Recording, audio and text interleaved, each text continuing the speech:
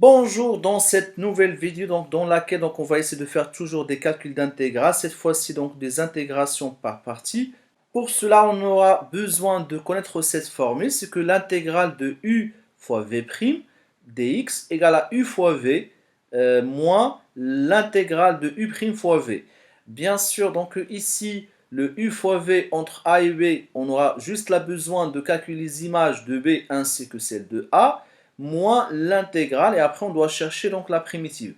Bref, là on doit apprendre cette formule-là par cœur, et on doit l'écrire devant nous si on a besoin d'appliquer ou bien de faire des exercices dans lesquels on aura besoin d'utiliser une intégration par partie.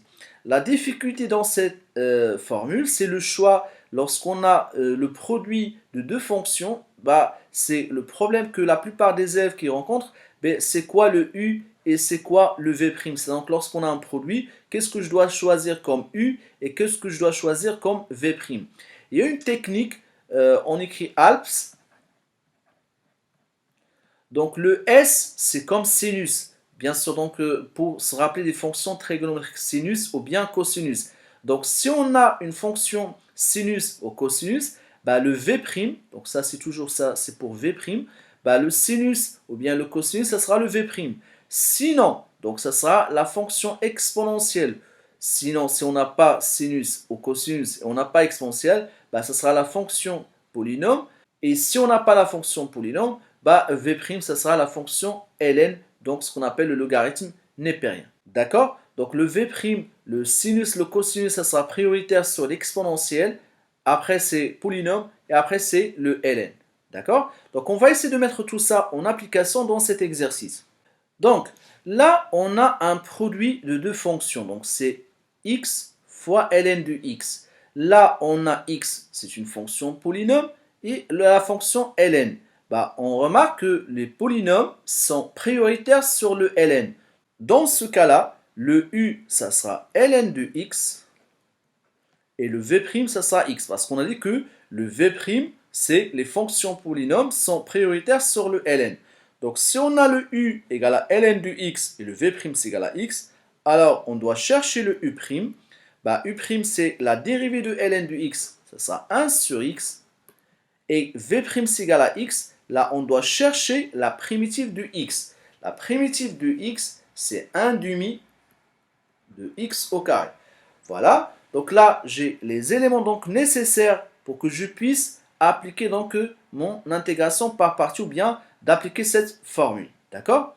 Donc j'aurai i égale, on doit faire u fois v, donc ln de x fois 1 demi de x au carré, ou bien on pourra commencer par 1 demi de x au carré fois ln de x, moins l'intégrale de u' fois v. Donc u' c'est 1 sur x fois v. Donc 1 demi de x au carré fois 1 sur x. Et là, on est toujours entre 1 et e, égale. Donc là, 1 demi de x au carré ln de x. Là, on ne va pas toucher ça pour l'instant. 1 demi de x au carré fois 1 sur x, on pourra simplifier par un x. Là, on aura l'intégrale de 1 demi de x, d de x entre 1 et e, égale. Là, on ne va pas remplacer pour le moment, donc on laisse toujours ça. Là, on doit chercher donc la primitive de 1 demi de x. Déjà, on sait que la primitive de x, c'est 1 demi de x au carré. Donc, si on a 1 demi de x, il faut multiplier donc ici par 1 demi et ici par 1 demi. Donc, 1 demi fois 1 demi, ça sera 1 quart. Donc, j'aurai 1 quart de x au carré entre 1 et e. Voilà, il me reste maintenant juste à en remplacer. Le x part d'abord par e, donc ça sera 1 demi de e au carré ln de e, moins 1 demi de x au carré, donc en remplaçant par 1, ça fait 1 au carré, ça fait 1. 1 fois 1 demi, ça fait 1 demi. Mais ln de 1, c'est égal à 0. Donc 1 demi fois 0, ça fait 0. Donc là, c'est bon pour la première partie. Moins Là, je dois mettre des parenthèses. Donc, on remplace le x par e d'abord. Donc, ça fera 1 quart de e au carré. Moins 1 quart de 1 au carré, ça fait 1. Fois 1 quart, ça fait 1 quart. Qui est égal. ln de e, c'est égal à 1. Donc, 1 demi de e au carré fois 1, ça fait 1 demi de e au carré. Moins, là, j'enlève les parenthèses. Bien sûr, donc on doit faire un changement de signe. Égal. 1 demi de e au carré moins 1 quart de e au carré, on pourra mettre au même dénominateur, ça va nous faire 2 quarts. 2 quarts moins 1 quart, ça fait 1 quart de e au carré, plus 1 quart. Voilà pour le premier exemple sur un calcul d'intégrale en utilisant une intégration par partie. Passons directement au deuxième exemple. On cherche à calculer l'intégrale de ln de t d de t qui est égale à ln de x d de x et ainsi de suite. Bref, la variable, ça sera, dans ce cas-là, ça sera t. Mais là, on doit chercher c'est quoi le u et c'est quoi le v'. Je vous rappelle que le v', vous pouvez appliquer cette technique ALPS. Est-ce qu'on a une fonction sinus? Là, on ne l'a pas. Est-ce qu'on a une fonction exponentielle? Non plus. Par contre, ici, la plupart des élèves ont remarqué qu'il n'y a pas de produit. En fait, si, il y a un produit, puisqu'on pourra faire 1 fois ln de t. Est-ce qu'on a une fonction polynôme? Là, c'est oui, puisque 1 est les conséquents fonction polynôme. D'accord? Dans ce cas-là, le v', ça sera 1. Donc, le u, ça sera ln de t. Et là, on va chercher donc le u'. La dérivée de ln de t, c'est 1 sur t. Et la primitive de 1, ça sera t.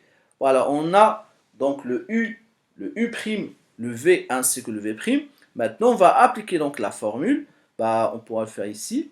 Donc, i égale, u fois v, ça sera ln de t fois t. Donc, ça sera t ln de t entre 1 au carré, moins l'intégrale entre 1 et e au carré de u' fois v, donc u' fois v, 1 sur t fois t, donc ça sera tout simplement t sur t, ça fera 1, qui est égal à t ln de t, entre 1 et e au carré, moins la primitive de 1, ça sera t entre 1 et e au carré, qui est égal. Et là, on remplace d'abord par e au carré, ça fait e au carré ln de e au carré, moins 1 fois ln de 1, ln de 1, ça fait 0, 0 fois 1, ça fait 0, moins, entre parenthèses, donc là, on remplace pareil, donc le t par e au carré, moins 1. Le ln de e au carré, c'est égal à 2 ln de e, parce qu'on a ln de a à la puissance n, c'est égal à n ln de a. Et ln de e, ça fait 1, donc ça fait 2. Donc ln de e au carré, ça fait 2. 2 fois e au carré, ça fait 2 e au carré. Moins e au carré, plus 1. Il faut faire attention là, on doit faire un changement de signe. Donc là, ça va me faire e au carré, plus 1. Voilà pour le deuxième exemple. Et on passe directement au troisième exemple. Passons au troisième exemple. On cherche à calculer donc là l'intégrale de x moins 1 facteur de cos de x dx entre 0 et pi. Là, toujours le même problème. On doit savoir c'est quoi le u, c'est quoi le v'. Toujours la même technique. Pour le choix de v', vous pouvez utiliser donc la technique ALPS. Là, est-ce qu'on a une fonction sinus ou bien une fonction cosinus? Là, oui. Dans ce cas-là, le cosinus, ça sera le v'. Dans ce cas-là, dans le u, ça sera x moins 1. Voilà, on a le u, on a le v. On va maintenant chercher le u', qui est la dérivée de x moins 1, ça fera 1. Et on cherche la primitive de v. La primitive de cos, c'est sinus de x. Voilà, on a les éléments nécessaires maintenant pour qu'on puisse calculer cette intégrale. On va faire u fois v. U fois v, c'est donc x moins 1 fois sinus de x entre 0 pi moins l'intégrale de u' fois v. Donc u' c'est 1 fois v fois sinus de x. Donc ça sera sinus de x d de x entre 0 pi. I égale. Donc toujours là, on garde le x moins 1 sinus de x entre 0 pi, moins. La primitive de sinus, normalement, c'est moins cos de x entre 0 pi. Là, pour ce moins-là, vous pouvez donc le faire sortir donc ici. Moins et moins, ça fait plus. Comme ça, vous pouvez se débarrasser de ce signe moins. Et là, on remplace le x par pi. Bah, ça fera pi moins 1 facteur de sinus de pi. Sauf que sinus de pi, ça fera 0. Moins, pareil, si on remplace le x par 0, donc là, on écrit pi moins 1 sinus de pi, moins 0 moins 1 sinus de 0. Tout ça, ça va donner 0. Pourquoi? Parce que sinus de pi, ça fera 0, fois tout ça, ça fait 0. Pareil pour sinus de 0, ça fait 0. Plus cos de pi moins cos de 0. Cos de pi, c'est moins 1, moins cos de 0, ça fait 1. Résultat final, c'est moins 2. Voilà 3 exemples où on a utilisé une intégration par partie. J'espère que c'est clair. Vous pouvez donc calculer donc les 3 intégrales qui restent toujours en utilisant une intégration par partie. Et si par exemple vous n'arrivez pas, vous faites donc juste là un message donc sur les commentaires. Donc vous voyez donc un message sur les commentaires si vous voulez donc la correction des 3 exemples qui restent.